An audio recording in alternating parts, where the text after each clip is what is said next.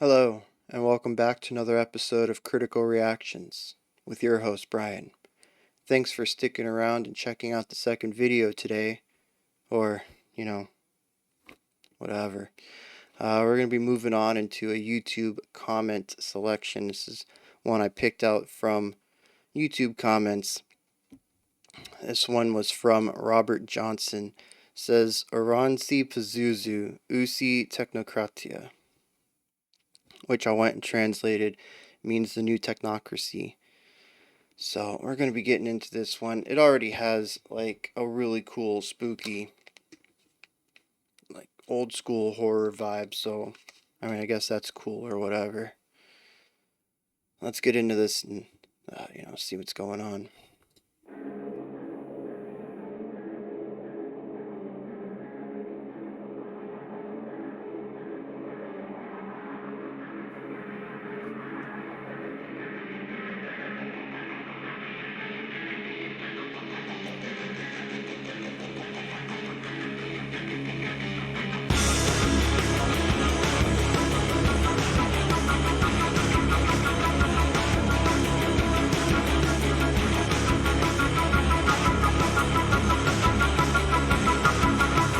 So we're in 3/4.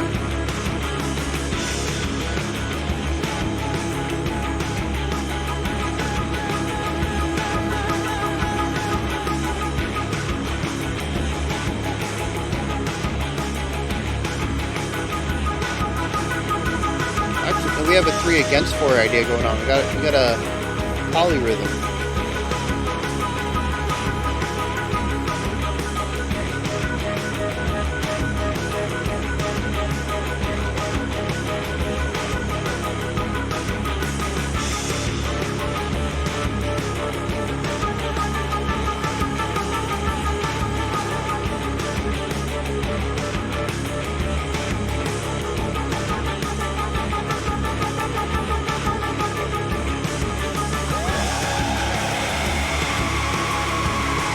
Really clipping through on that.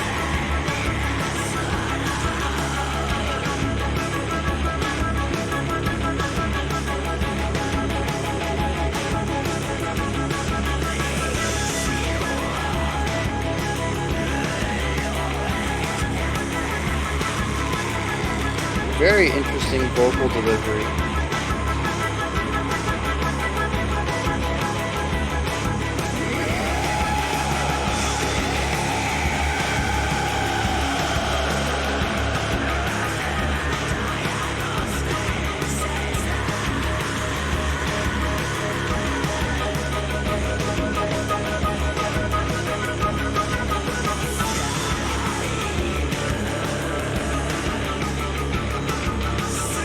Interesting atmosphere as well.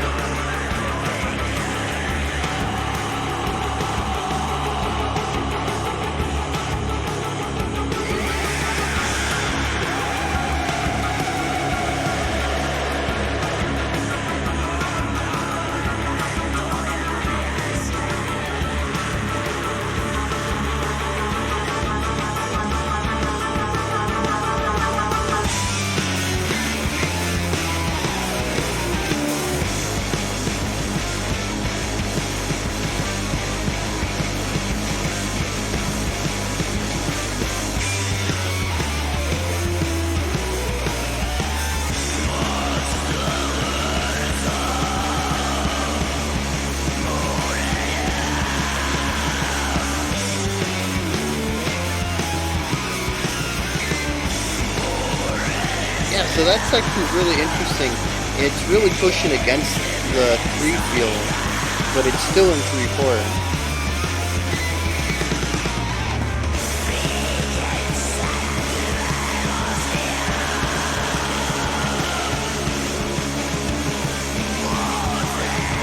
In fact, both of the guitars are kind of pushing against each other rhythmically. It's a lot of complex elements going on that are not working well together and just kind of creating cacophony.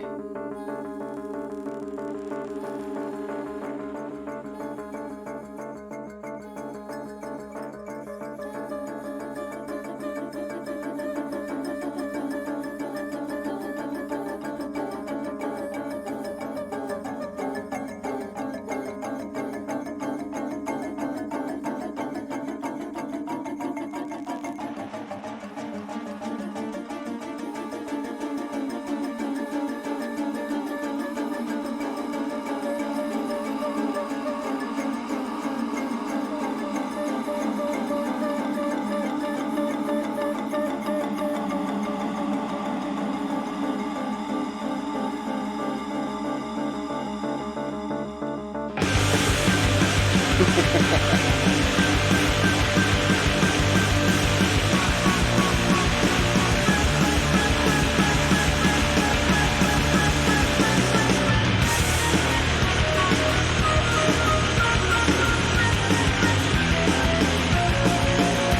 so a lot of really cool timbres. We brought in the flute, and then of course we had the female vocalization previous to this.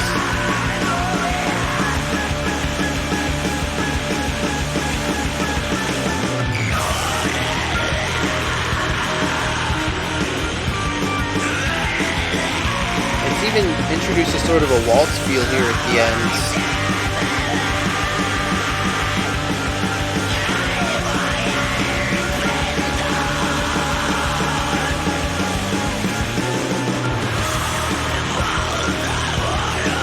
Yeah, this part right here is very waltzy.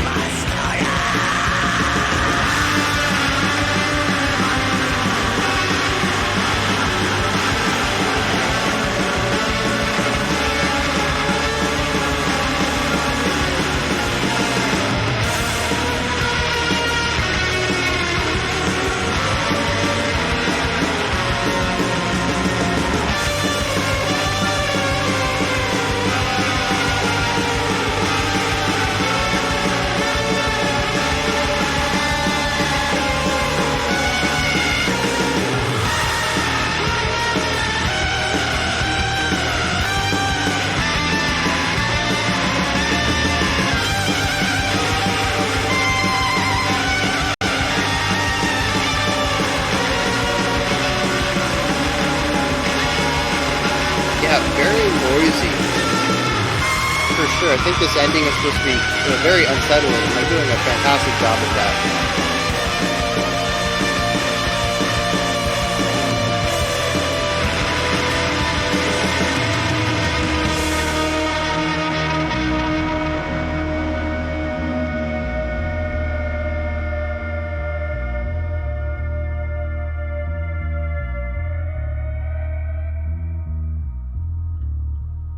Yeah, very cool. Very cool music video.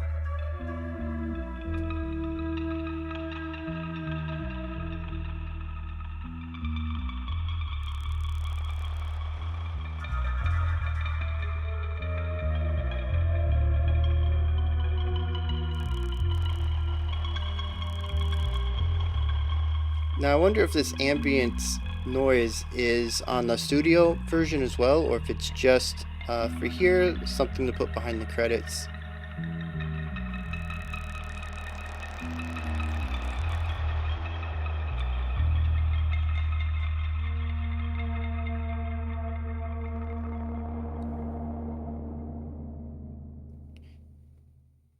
These logos, man. So yeah, really cool stuff all around here. I enjoyed the visuals. I enjoyed the music. To an extent, it was a bit grating at times, but I think they walked a fine line between intentionally unsettling noise and creating strong atmospheric ideas.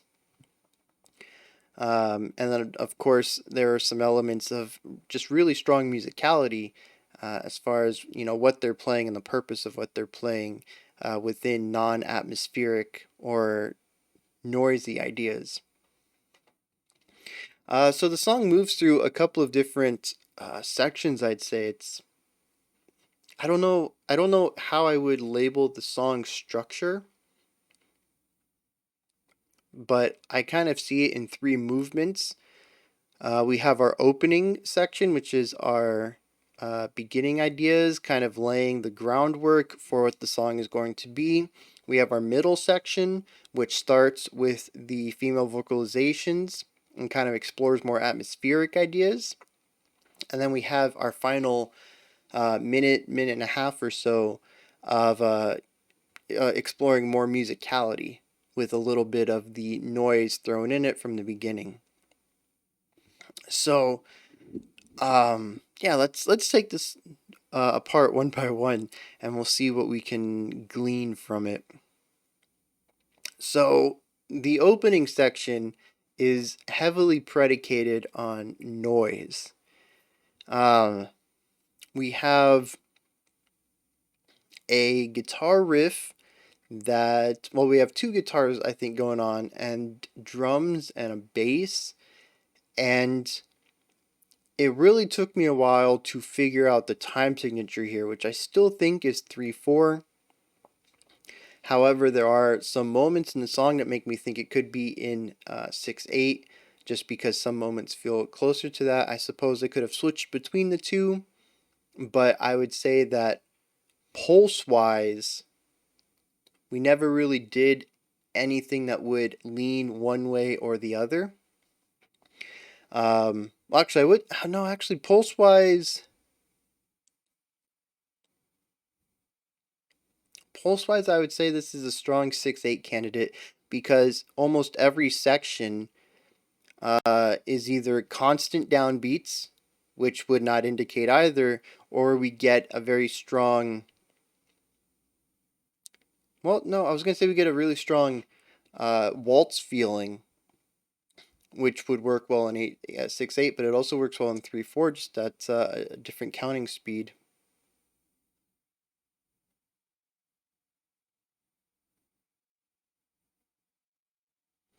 Yeah, it really could go either way, I think. Not that it really matters. It doesn't change the way the song feels, it just changes how it looks on paper. So, but it did take me a while to get to that, and it was because I found the melodic phrasing in the right guitar. And the only thing that really did it for me was something at the end of the phrase where it's a step-by-step pitch increase or something like that. Everything else was just kind of this muddled, jumbled blob of music. And then every once in a while, I would hear this little change to it, a little run. And it took me a second to figure out how that fit in and what kind of, uh, you know, uh, phrasing and counting would work well for the phrasing that they've set up. But I think I landed on 3/4 pretty early in that first section, and I'm 90% confident it exists throughout the entire track. Like I said, it could switch between 3/4 and 6/8. That's possible, but both are fairly similar in this regard. I think a lot of these sections could be counted in either. There was one section that pushed real hard against it, and I suppose there's an argument that could be made that they switched to a different time signature for it, but it does fit within the 6/8/3/4 idea. It just does not feel like it should fit in there. But it's just a single section. So, like I said, I suppose that they could have written it in a different one, and people could easily argue that they did. But I'm going to stick with the whole song is in a single time signature. One that they push against, though, and this is a very core aspect of this song. I haven't removed that yet. This is a very core aspect of the song, is being abrasive and pushing against expectations and norms. And really, yeah, I'd put these guys very close to avant-garde playing, avant-garde metal, in that they utilize a lot of the ideas of metal and push the boundaries of what's acceptable by usually chucking out some ideas from the toolbox that are what most people would say are foundational ideas of music composition. They chucked those out and left the more experimental aspects in the toolbox, and that's what they utilized a majority of this. Um, Even something like the vocal delivery is very interesting. It almost has a blackened scream concept going on to it, but it's even more thin. It lacks even more width to it, even more power. There's even some parts where it feels like there's just that raw vocal fry without power behind it. Just just that part at the end of some of the screams, where it's almost like there's no force. You're just getting that crackle. And I think there are very few vocalists who would decide to utilize that or leave it in.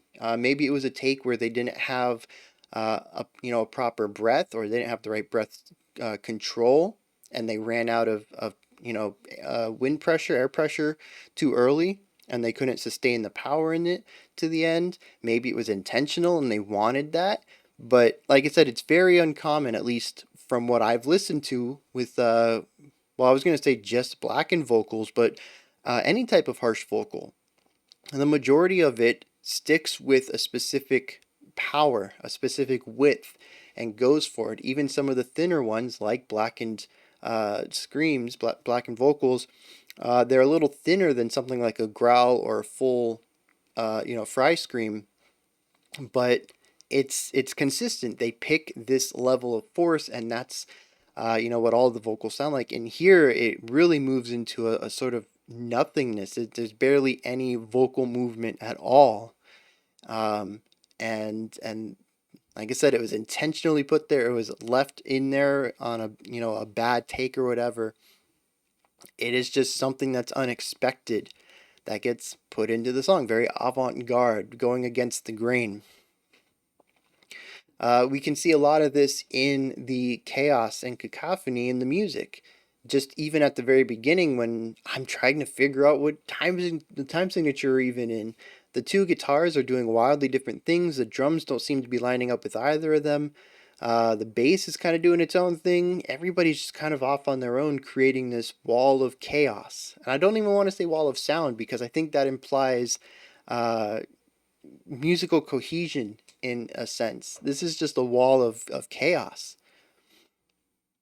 They're not coming together to create any specific sound, but the chaos, the cacophony, the irregularities in all of their music is coming together to create a wall of noise. It's a noise wall. It's not a sound wall. It's a noise wall.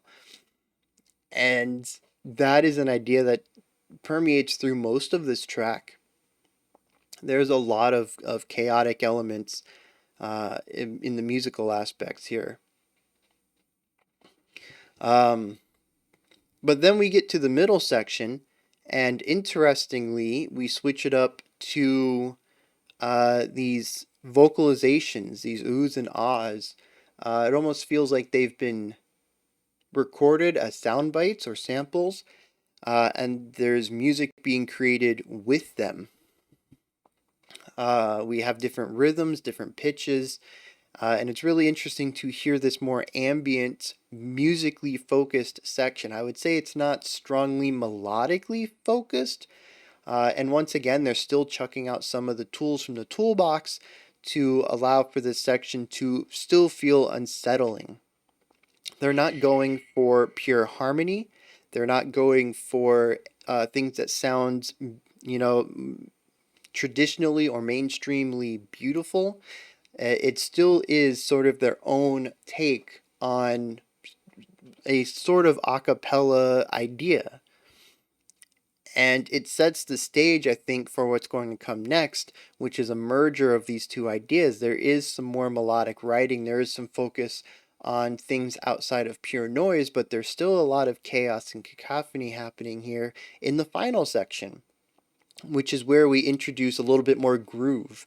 We do have these 3/4 sections where the drums are hitting everything on each downbeat. So it almost feels timeless. It's really difficult to find the beginning or end, specific bars, specific phrasing, because the drums are accenting every beat. You really have to look towards other instruments, not the rhythmic ones, to find what kind of phrasing or time signature we're in. But we shift between that and this real waltzy 3/4 idea, where we get a low hit on beat 1 and then 2 higher hits on beat 2, which I think they were using snares. So we get the boom ga boom ga, and it's just a super waltzy thing going on.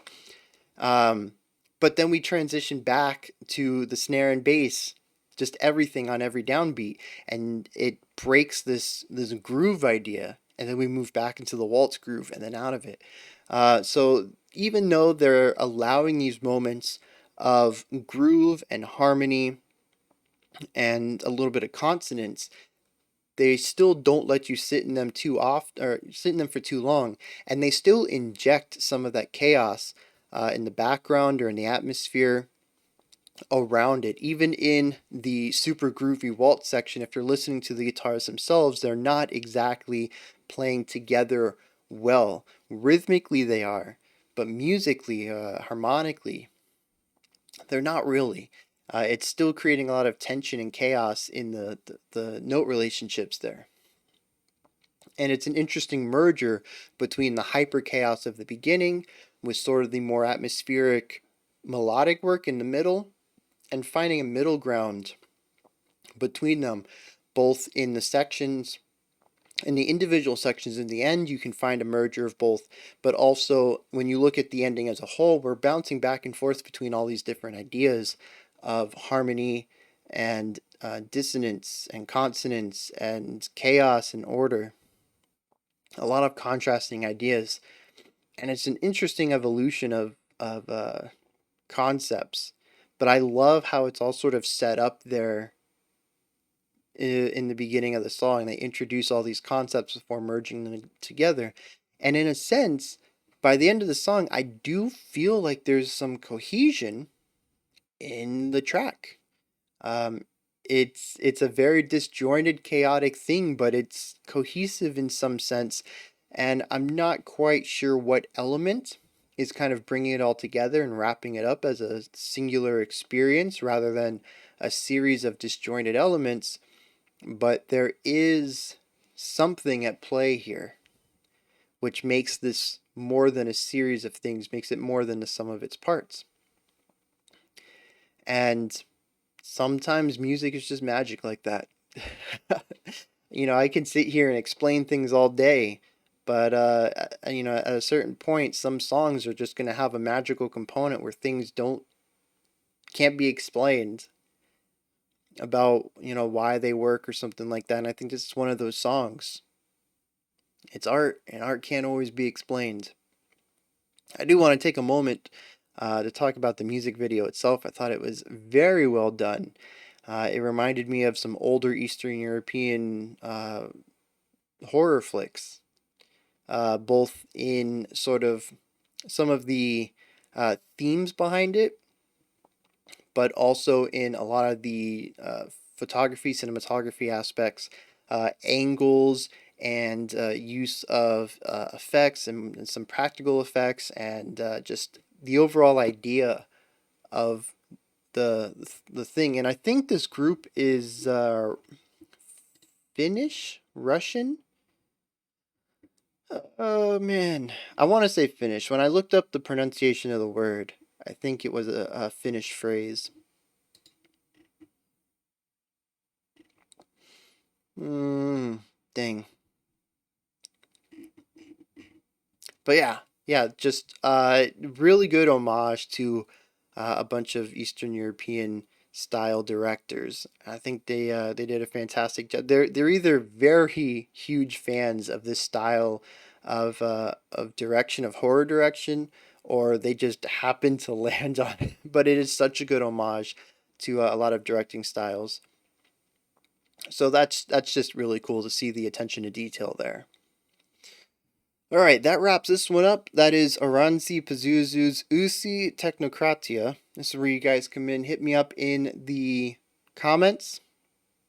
Let me know if there's anything that you thought was interesting that maybe I didn't touch on, anything that you enjoyed or didn't enjoy. Let me know if my pronunciations are correct. Let me know if I even got the country right. Like I said, I'm pretty sure the title's in Finnish. Actually, let me double check this. Yes. Yes, the title's in Finnish, but that does not mean that's the country. What is? Oh, I don't even have my keyboard up here. But that doesn't mean anything about the band. They could just thought that the phrase was cool and went with it. So, if you guys also want to hit me up with where the band is from in the comments, I would greatly enjoy that information as well. And when you're done commenting, head up to the description box. There's a link in there for Linktree, which will take you to a fantastic little resource. It's a menu with links for everything related to the channel, whether you want to follow me on Twitter, join the Discord community, support me through Patreon, email me, check out what music I've been listening to, check out what music I've been creating, all sorts of stuff. It's in there. Above that, if you could, like, subscribe, and ring the bell. I'll be back tomorrow, 5 p.m. Eastern Standard Time, 9 p.m. UTC, as usual. Actually, I'm going to have to change that soon. I think the second week in November, maybe, first week in November, we enter daylight savings time here. Daylight saving time. I'm going to have to change my UTC time from 9 to 10. I got to check what day that is. Anyways, I'm going to finish this video up. I'll see you guys tomorrow, I suppose. Remember to be critical, not cynical, of the music you listen to, and have a fantastic morning, afternoon, or evening whenever you choose to watch my videos.